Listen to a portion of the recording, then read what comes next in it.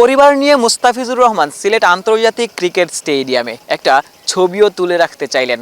একজন ভক্তের আবদারও মেটালেন মুস্তাফিজুর রহমান, যাকে নিয়ে গোটা বিশ্বে আলোচনা চলছে। মুস্তাফিজ রয়েছেন চিল মোড়ে। আজকের দিনে সিলেটে যতগুলো প্রেস কনফারেন্স হয়েছে মুস্তাফিজকে নিয়ে প্রশ্ন ছিলই।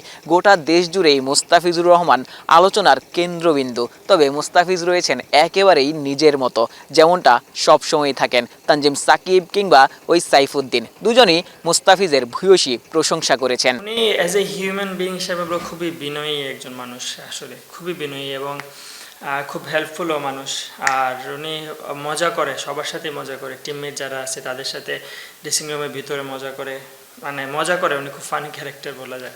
মুস্তাফিজ আমাদের জন্য বড় একটা অ্যাসেট এবং ওর সাথে ড্রেসিং রুম শেয়ার করতে পেরে, ন্যাশনাল টিমের একসাথে টিমমেট শেয়ার করতে পেরে আমরা সবাই গর্বিত। তো আমরা লাস্ট ম্যাচে তো আমরা রংপুর সাথে খেলেছি, খেলা শেষের জন্য আমরা একসাথে ডাইনিংয়ে একসাথে খাচ্ছিলাম। আমি ওকে ডাক দিলাম আমার সাথে বসতে। আমরা যতটা চিন্তিত বা হতাশ, ওকে দেখে একদমই মনে হলো না। ও আরও মনে হচ্ছে রিল্যাক্স। ও সবসময় যেরকম গান শুনে রিল্যাক্স থাকে, ওরকম মনে হয়েছে। তো চিন্তা করলাম যে ও এত রিল্যাক্স আছে, আমরা এত চিন্তা করে লাভ কি, তারা আমরা রিল্যাক্স। এগুলো নিয়ে উনি কখনো আলাপ করতে দেখিনি আসলে ওনাকে।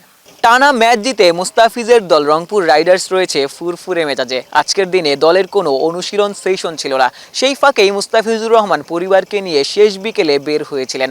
তবে ওই সিলেট আন্তর্জাতিক ক্রিকেট স্টেডিয়ামেই এসেছিলেন।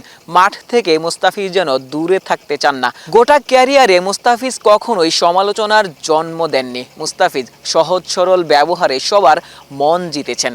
তার সতীর্থরাই জানালেন তিনি কতটা বিনয়ী, তিনি কতটা হেল্পফুল। বিনয়ী হলেও মুস্তাফিজ সবসময় হাসি খুশিতে থাকেন, সতীর্থদেরও মাতিয়ে রাখেন। এই মুস্তাফিজই বাংলাদেশ দলকে সামনের দিনগুলোতেও হাসাতে চাইবেন।